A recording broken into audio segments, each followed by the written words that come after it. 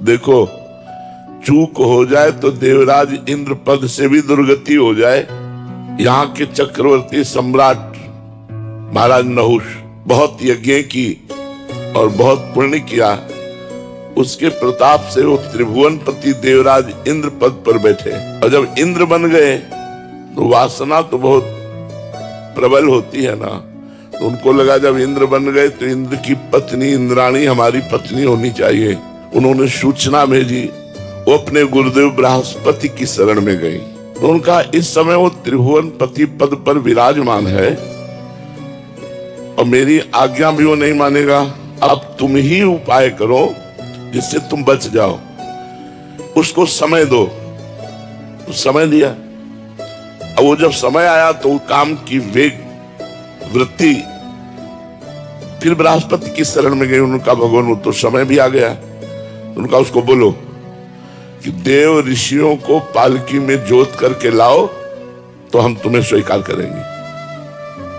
सूचना पहुंची कि ब्रह्म ऋषियों को पालकी में जोत के, और ब्रह्म ऋषि में देव ऋषि सब तपस्या पूर्ण, सब भगवत प्राप्त महापुरुष,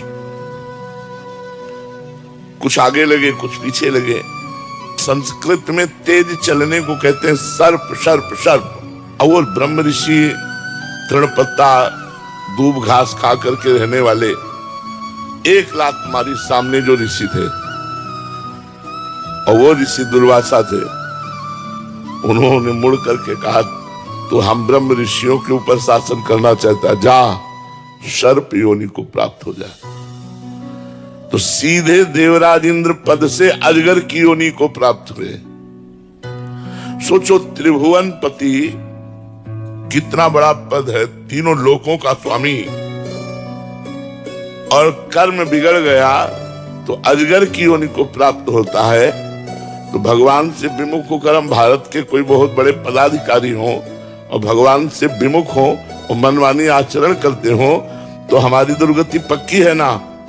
तो मनुष्य जन्म लौकिक उन्नति के लिए नहीं मिला है, ये तो अपने आप भाग्य के वशात होती जाएगी। मनुष्य का प्रयास आध्यात्मिक होना चाहिए।